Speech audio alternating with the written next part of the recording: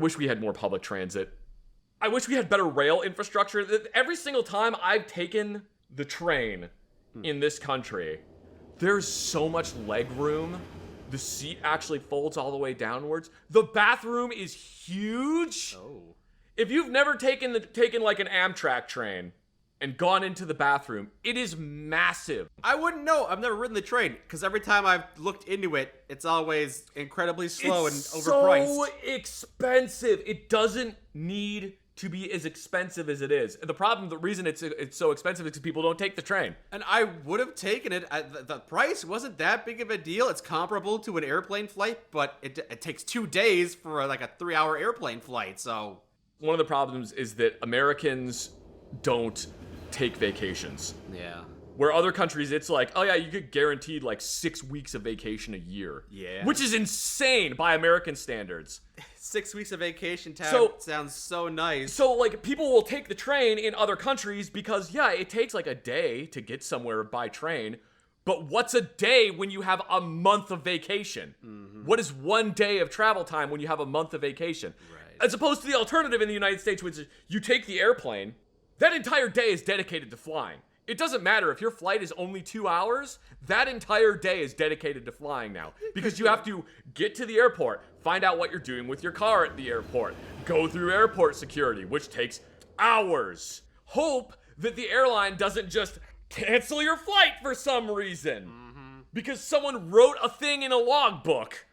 When I flew recently, I'm sorry that this is just devolving into a bitch about public transit, but whatever. When I flew recently, I got onto the airplane for my flight. Mm-hmm. And before I even got onto the airplane, the gate agent was like saying, well, I'm not sure if we're supposed to be boarding people though, because didn't they say something about we're not even supposed to be boarding people? So half the airplane has boarded. I get on the airplane. As soon as I sit down, we have to deboard the airplane. Someone left a note in the logbook about an air compressor. So we need to deboard the airplane and the flight is going to be delayed. Great. So I get off the airplane and then I sit out there and then people start getting emails and text messages about your flight has been canceled. Your flight has been canceled. No, wait, your flight's been delayed. No, wait, it's been canceled. No, it's been delayed till 7 p.m. Okay. And it was supposed to leave at like 11. Yikes. It's been delayed until 7 p.m. Hours, yeah.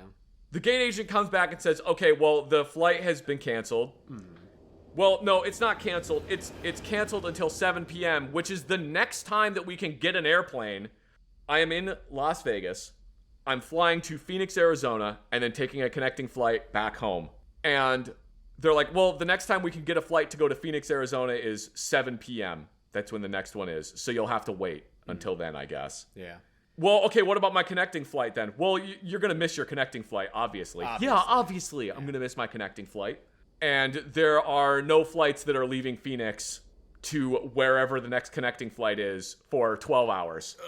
Yikes. Congrats. I guess I'm just stuck here till 7 p.m. waiting for my flight to Phoenix. So I go talk to the gate agent, and I say, all right, Phoenix is not my final destination. I don't want to go to Phoenix. I want to go home. I want to go to that airport.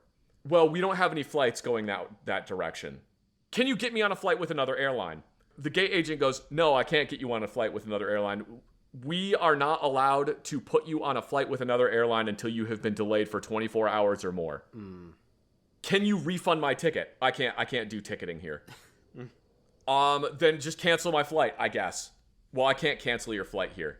What? What do you mean you can't cancel my flight here? Well, the flight has been delayed, but I can't cancel your flight.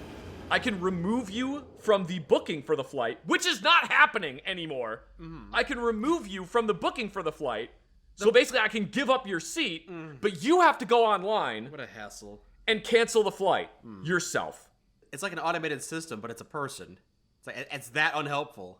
She was the most unhelpful person that has ever existed. I'm really glad that I had brought like my iPad with me because I can only imagine the nightmare of trying to do this on my phone. Oh, yeah. Because half of these websites don't fucking work on specific browsers. So I went and sat down. I got my iPad. I canceled my flight. So because I had booked a new flight with Delta Airlines instead of United Airlines, I had to go down to the baggage claim to get my bag that has a gun in it. check the bag in. So I have to leave airport security, get my bag, go back to the gate, and go through airport security again. Go to pick up my bag, and it's not down there. To be honest, I did not expect it to be down there. It had only been an hour Right. since my flight had been canceled. So I don't expect my bag to be back down at baggage claim already. Why not? Shouldn't it be there?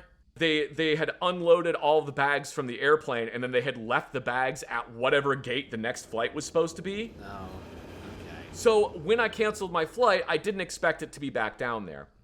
I go down to the baggage claim, and I'm like, hey, I need to pick up my bag.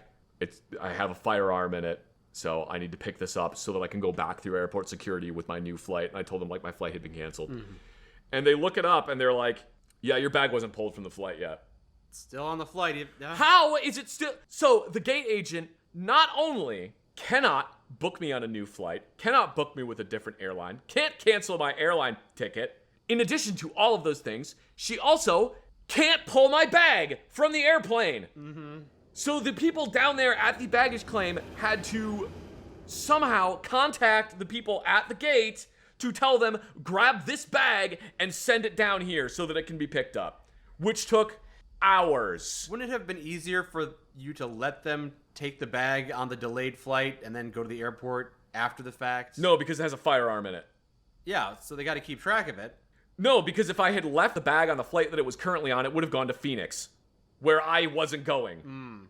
But then it would have gone on the connecting flight. No, it wouldn't have, because there wasn't a connecting flight. All right. I have to go get my bag, so I go pick it up, and I find that not only has it taken them a long time, but they have also broken the locks that I put on the outside of my bag. Of course. Because what I do when I fly is TSA regulations state that a firearm has to be in a locked, hard-sided container that only you have the keys to. And because I don't want TSA going through my fucking shit, what I do is I have a giant Pelican case that I put the gun and all of my check items into that, and then I put giant padlocks on the outside of my luggage so that they can't get into it. And every time they've raised a stink about it, I'm like, you say that the gun has to be in a locked, hard-sided container. My luggage is the locked, hard-sided container. Yeah. And it has worked every single time. All right. Because it is following both the letter of the law and the spirit of the law. It's just I am making the giant locked container my checked bag. It seems like the airport should be grateful if everyone were to lock their container like that. Well, no, because now it means that the TSA can't steal your shit and sell it. That's true. Yeah. And the locks that I use are really good. I'm going to throw this one out there because I'm actually super pleased with them. They're made by a company called Paclock, P-A-C-L-O-C. Okay. Or is it L-O-C-K? I can't remember. They're made by a company called Paclock, and they're really interesting because you know how normal padlocks have a loop shackle on them? This one just has one big pin sticking out of it. The disadvantage of them is because it's not a loop shackle, it means that if you really crank on the body of the lock, you can potentially break the pin that is going down into it, that is locking through whatever it is you're locking. All right. Which is what they did. Basically, they bonked my luggage into something so hard that it bent one of the pins. I thought they broke it intentionally, like they ripped it open. No. They slammed it into something so hard that it bent one of the pins in the lock. All right. I'm very happy with Paclock because I told them this and they sent me 2 new replacement pins for free. Nice. Which is great. I love that company. I'm going to buy almost all of my padlocks from them from now on because they're actually really good, secure padlocks and they make a really high quality product. So fucking thank you, Paclock. Yeah. So then there was a mini panic attack of, if they broke this padlock and I can't put this padlock back on there, that means I have to leave the airport now and go buy a new padlock. Because I can't send this thing through airport security if I can't lock it. Right. Fortunately, I was able to figure out how to relock it again. I go back through airport security, and they tell me that I can't go through airport security until it is 6 hours away from my flight. Okay. And, I haven't eaten yet. And there is a Shake Shack that is further in the airport, but it's past security, so I can't go to it. Yes, there was another restaurant that was in the area before security. Yeah, not in the terminal. Yeah, there's another restaurant that is before security, and I think it was like a Jimmy John's or something. And I should have just gone to Jimmy John's and eaten. The reason I didn't was because, 1, airport food is expensive as fuck. Yeah. 2, I don't really like Jimmy John's that much. It's fine. Yeah. But, I really just wanted to have Shake Shack. That's really what I wanted to have. Yeah. Jimmy John's or Starve? I'll take Starve, thanks. And then when I got Shake Shack, man, There is a lot of the time that if you are in a really fucking bad mood, that food will just immediately improve that mood. Mm-hmm. This was one of those times. Like, the moment I ate Shake Shack, I was just like, okay, I feel a lot better now. I'm still sad because my flight is taking forever. Yeah, but food makes things better. Yeah, that made it instantly better.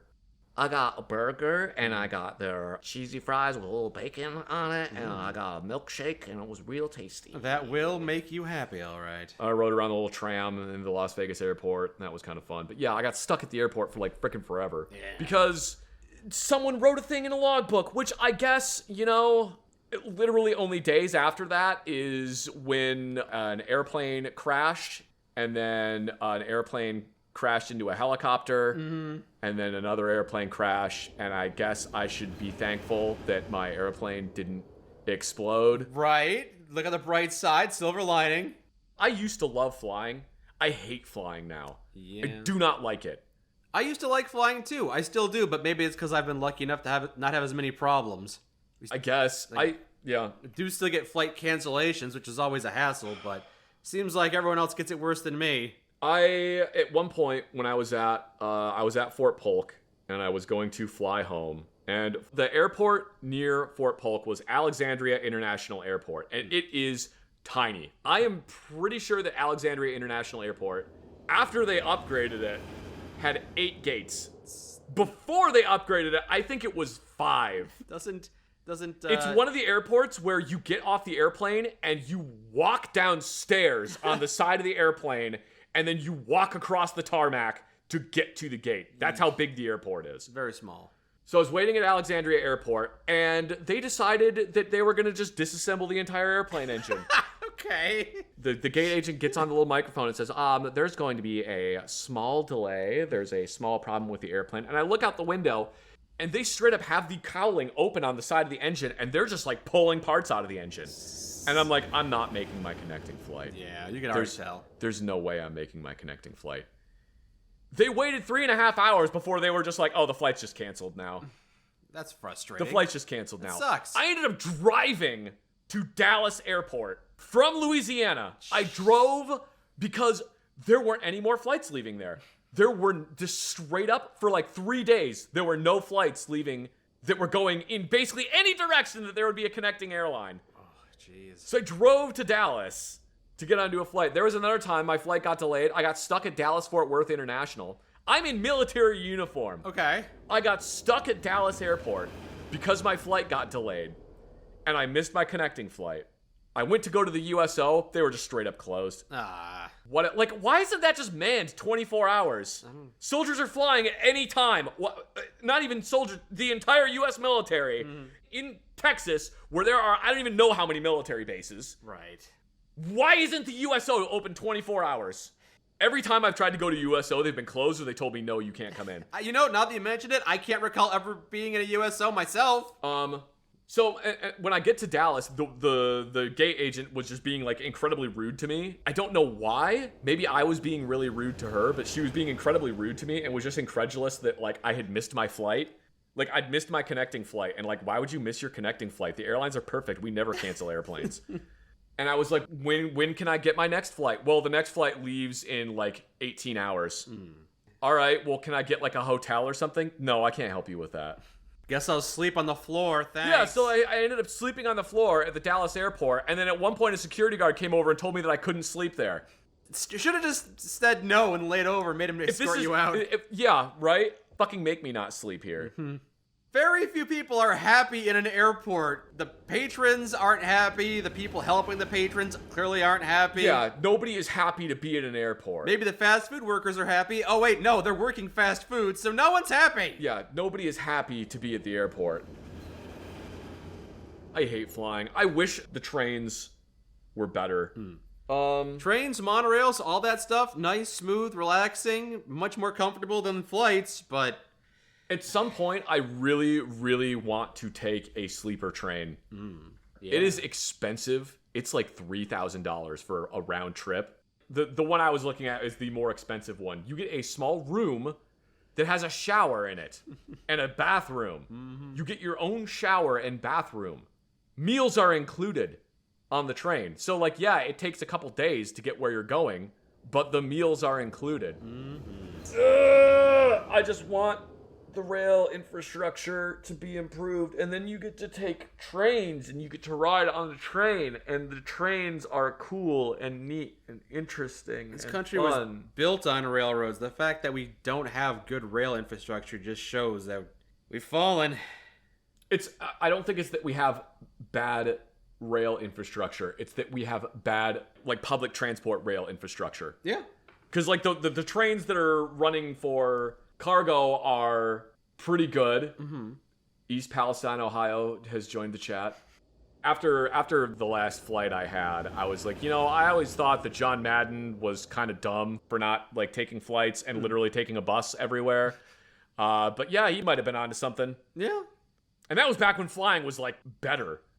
I remember watching an episode of Columbo, and there's, like, it's the episode about the guy that owns the winery / vineyard, and he kills his brother. How much Columbo do you watch? I've watched a lot of Columbo. Wow, all right.